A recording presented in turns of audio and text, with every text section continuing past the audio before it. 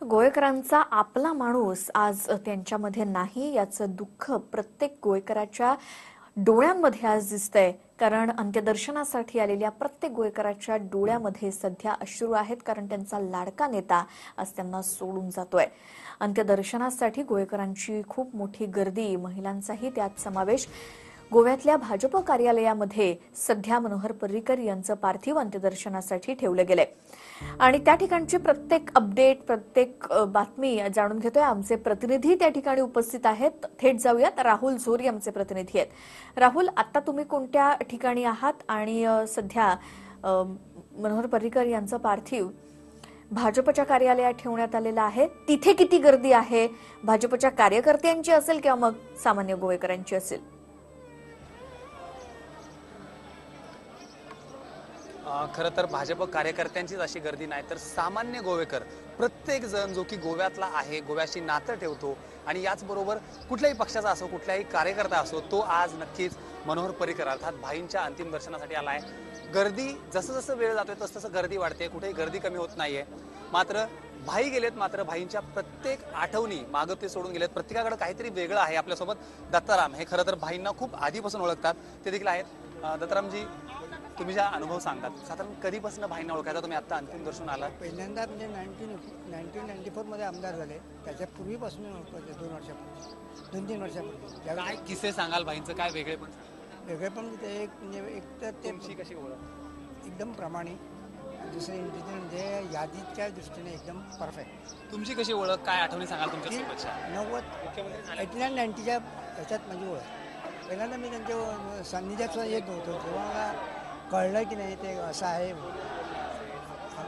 तुमची गप्पा मारताना किंवा कुठं कसं काय भेटायचं काय? ते आमच्याकडे ते बाणस्तारीमध्ये यायचे. माझे जो ग्रुप होता, म्हणजे माझे फ्रेंड्स, त्यांच्याबरोबर ते गप्पा मारायचे.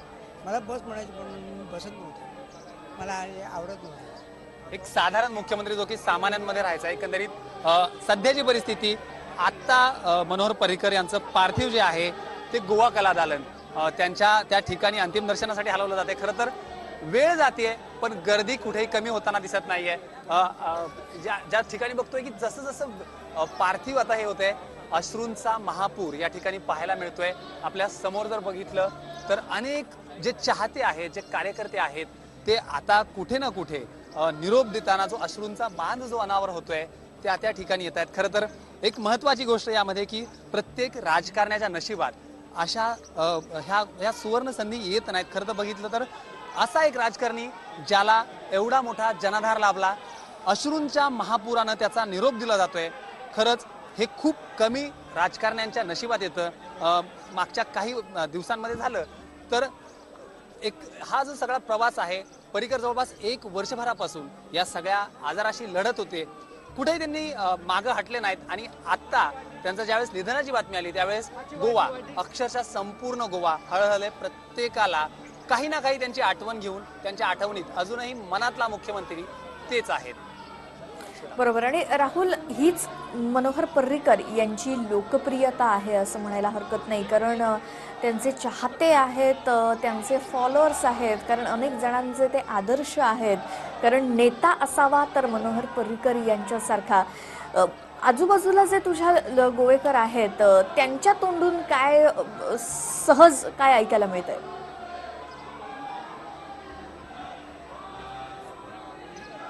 खरं तर आपल्यासोबत काही नागरिक देखील आहेत, आपण त्यांच्याशी बोलण्याचा प्रयत्न करू. ताई, तुम्ही साधारण कधीपासून भाईंना ओळखायचा? कशा आठवणी आहात? खरं तर तुम्ही थकलेला आहात, पण तरी देखील आता इथं आलायत. उत्संबवून आले. इतका मोठा नेता आहे जो आमच्यातून निघून चाललाय. संपूर्ण गोव्याचं रक्षण करणारा तो एक धाडीस ठेवान असा नेता होता.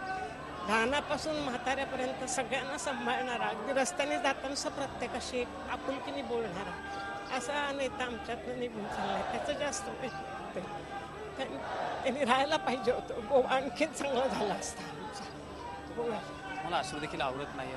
काय आठवणी सांगाल? कशा पद्धतीने तुम्ही कधी भेटला होतात का? गप्पा व्हायच्या का? काय नेमकं कशा पद्धतीनं? कारण मागच्या वर्षभरापासून त्याचा आजार होता, तरी खचले नव्हते. मुलाचं पुस्तक प्रकाशनाच्या वेळी वगैरे भेटले होते. मी हेडमिस्ट्रेस होते तेव्हा मी त्यांच्याशी बोलायला गेले होते. अनेक वेळा त्यांची माझी भेट झाली. अतिशय आपुलकीने बोलणार, ते चौकशी करणार घरच्यांची, सगळ्यांची. अशी विचारसरणी होती त्यांची. साधी राहणी आणि उच्च विचारसरणी म्हणतात त्यातली एक ती व्यक्ती होती आशुतोष. बघितलं तर कुठेही अश्रू थांबत नाहीयेत. खरं तर ही लोक त्यांची नातेवाईक आहेत, सामान्य कार्यकर्ते आहेत. अनेक महिला देखील आपल्यासोबत आहेत. आपण त्यांच्याशी देखील बोलण्याचा प्रयत्न करूया. राहुल, त्यांच्या प्रतिक्रिया आपण घेऊयातच, मात्र आपले प्रतिनिधी पंकज दळवी सुद्धा आता सध्या आपल्या सोबत आहेत.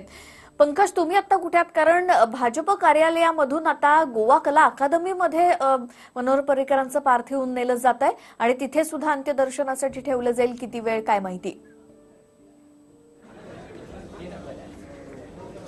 गोवा कला अकादमीमध्ये हे पार्थिव जे आहे ते अंत्यदर्शनासाठी ठेवण्यात येणार आहे. साधारणतः 4-4:30 वाजेपर्यंत हे पार्थिव इथे अंत्यदर्शनासाठी असेल. तयारी जी आहे ती इथे पूर्ण झालेली आहे. कारण गोवा कला अकादमी हे मनोहर पर्रीकर यांनी बांधलेली साहित्य आणि संस्कृती यांना जोडणारी एक अतिशय सुंदर वास्तू आहे. ते भावनिकदृष्ट्या या वास्तूशी जोडलेले होते. त्यामुळे इथे त्यांचं पार्थिव जे आहे ते ठेवण्यात येणार आहे. आपण बघतोय तिकडे काचेचं एक कॉफिन जे आहे ते बनवण्यात आलेलं आहे. त्या कॉफिनमध्ये त्यांचं पार्थिव जे आहे ते इथे ठेवण्यात येईल.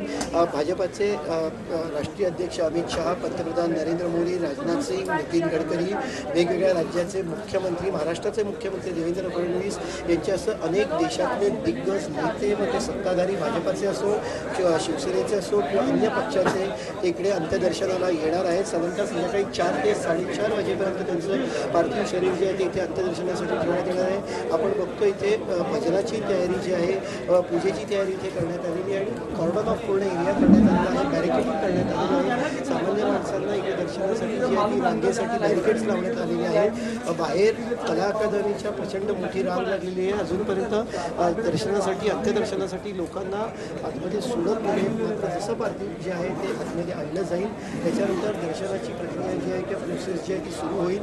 साधारणतः 4-4:30 वाजेपर्यंत ही प्रक्रिया चालेल.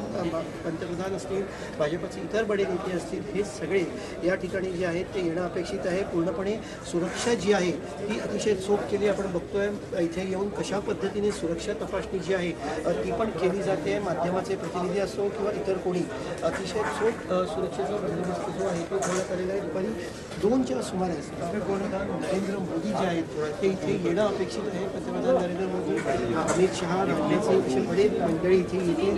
आणि सगळ्यात महत्त्वाचं म्हणजे गोव्याच्या माणसांनी, सर्वसामान्य गोवान माणसांनी ज्या मनोहर पर्रीकरांच्या अंत्यदर्शनाची जी संधी आहे ती इथे गोवेकरांना मिळणार आहे. आणि कुठेतरी साक्षी येणारी गोवेकर जे आहेत आपल्या लाडक्या नेत्याला अखेरचा. सामान्य गोवेकर तर आहेतच पंकज, आणि त्याचबरोबर भाजपचे दिग्गज नेते सुद्धा तुम्ही सांगितल्याप्रमाणे आता थोड्याच वेळात हजेरी लावतील. ज्या ठिकाणी मनोहर पर्रीकर यांचं पार्थिव गोवा कला अकादमीमध्ये ठेवलं जाईल, अर्थात संध्याकाळी 4 वाजेपर्यंत हे पार्थिव गोवा कला अकादमीमध्ये असेल आणि तिथेच भाजपचे अनेक दिग्गज नेते मनोहर पर्रीकरांच्या पार्थिवाचं दर्शन घेण्यासाठी येणार आहेत. पंतप्रधान नरेंद्र मोदींपासून ते अगदी राजनाथ सिंग, अमित शहा असतील, नितीन गडकरी तर गोव्यामध्ये दाखल झालेले आहेतच. आणि त्याचबरोबर सामान्य गोवेकरांसाठी सुद्धा एक वेगळी रांग लावण्यात आली आहे, ती म्हणजे मनोहर पर्रीकर यांचं अंत्यदर्शन घेण्यासाठी. आणि हा व्हिडिओ तुम्हाला आवडला असेल तर असे आणखी व्हिडिओ पाहण्यासाठी TV9चं YouTube चॅनल सबस्क्राईब करा, बेल बटण दाबा. ताज्या घडामोडींसाठी लॉग ऑन करा tv9marathi.com.